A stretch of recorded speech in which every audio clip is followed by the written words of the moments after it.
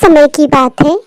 एक गांव में दो दोस्त रहते थे। एक का नाम था सुबुद्धि और एक का नाम था कुबुद्धि।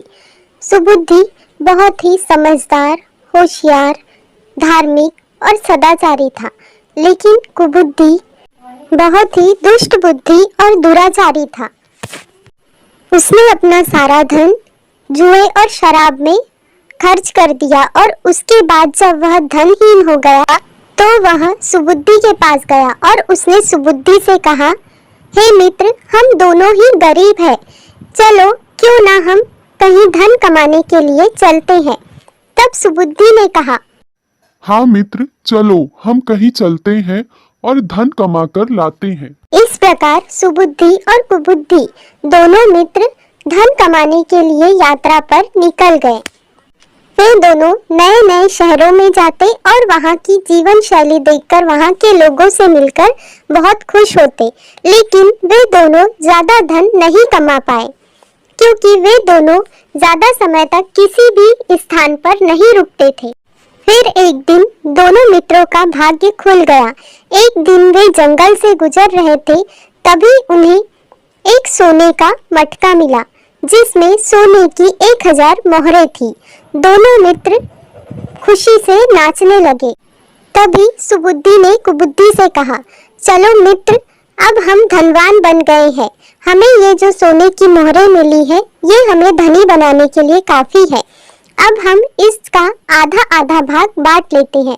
आधी मोहरें तुम रख लो, आधी मोहरें मैं रख लेता हूँ।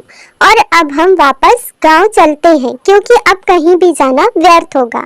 अब हम धनी हो चुके हैं। लेकिन कुबुद्धि लालची था। उसके मन में अपने मित्र को धोखा देकर उसका हिस्सा हड़पने की बात आ गई। तब उसने सुबुद्धि से कहा, सारा सोना ले जाना सही नहीं होगा। यदि हम इतना सारा सोना लेकर गांव जाएंगे तो हमारे अन्य मित्र इसे देखकर लालच में आ सकते हैं। वे हमसे उधार भी मांग सकते हैं और हमारे घर पर चोरी भी हो सकती है।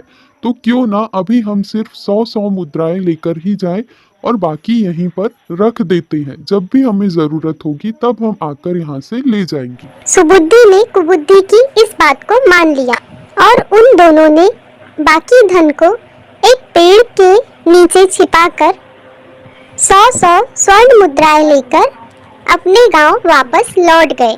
बहुत ही कम समय में कुबुद्धि ने अपना सारा धन खर्च कर दिया और जब उसे जरूरत पड़ी तो एक अंधेरी रात में वह वहीं गया जहां उन्होंने अपना धन छिपाया था और वहां से पूरी 800 स्वर्ण मुद्राएं लेकर वापस आ गया और खाली घड़ा वहीं पर दबाकर रख दिया। फिर कुछ समय बाद कुबुद्धि स्वयं सुबुद्धि के पास गया और उसने सुबुद्धि से कहा, चलो हम बाकी का धन वापस लेकर आ जाते हैं, अब मुझे धन की जरूरत है। तब सुबुद्धि कुबुद्धि के साथ वहीं गया जहां उन दोनों ने धन गाड़ा था। जब उन्होंने खोदकर देखा तो उस घड़े में स्वर्ण मुद्राएं नहीं निकली। तब कुबुद्धि ने चालाकी दिखाते हुए सुबुद्धि से कहा, हाय राम, यहाँ की स्वर्ण मुद्राएं कहाँ गई? कुबुद्धि, तुमने ही यहाँ की स्वर्ण मुद्राएं ली है। यदि तुम मुझे 400 स्वर्ण मुद्राएं दे देते हो तो मैं न्यायालय में नहीं जाऊंगा, और यदि तुम मुझे स्वर्ण मुद्राएं नहीं देते तो मैं न्यायालय में जाऊंगा और तुम्हारी शिकायत भी करूंगा। कुबुद्धि की इस बात से सुबुद्धि बहुत क्रोधित हुआ और उसने कुबुद्धि से कहा, तुम्हारी हिम्मत कैसे हुई मुझे इस तरह कहने की? मैं कोई चोर नहीं हूँ जो मैंने ये चुराए हैं। और फिर दोनों मित्रों में झगड़ा शुरू हो गया और मामला न्यायाधीश तक पहुंच ही गया।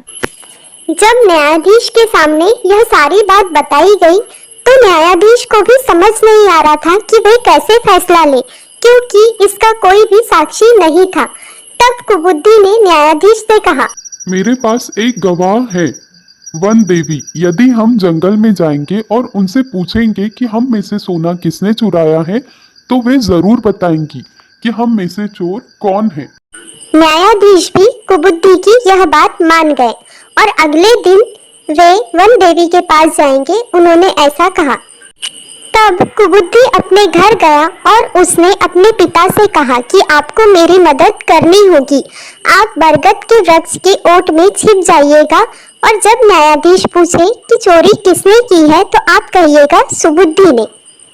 कुबुद्धि के पिता की इच्छा तो नहीं थी, लेकिन मजबूरी में वे कुबुद्धि के साथ गए। कुबुद्धि ने उन्हें बरगद के वृक्ष के तने में छिपा दिया और जब अगले दिन सुबह सुबुद्धि, न्यायाधीश और कुबुद्धि तीनों बरगद के वृक्ष के पास गए और न्यायाधीश ने बरगद के वृक्ष से पूछा, हे वन देवी, बताइए दोनों में से सोना किसने चुराया है? वह सुबुद्धि है जिसने सोना चुराया है। तब कुबुद्धि के पिता ने गंभीर वाणी में उत्तर दिया। न्यायाधीश यह सुनकर हैरान थे कि सुबुद्धि जैसे ईमानदार व्यक्ति ने अपने मित्र का सोना चुराया, लेकिन वे उनसे मानने भी लगे क्योंकि वे जानते थे कि वन देवी कभी भी झूठ नहीं बोल सकती। तब उन्होंने सुबुद्धि से कहा, बताओ अपने मित्र का सोना चोरी करने के लिए तुम्हें क्या सजा दी जाए? सुबुद्धि यह जानता था कि वन देवी झूठ नहीं बोल सकती, इसलिए उसे समझ में आ गया कि इस वृक्ष में कोई छिपा है। तब उसने न्यायाधीश से कहा, मेरे हुजूर, सोना मैंने ही चुराया है जैसा वन देवी कह रही है, लेकिन सोना छिपाकर मैंने वृक्ष के तने में रख दिया था।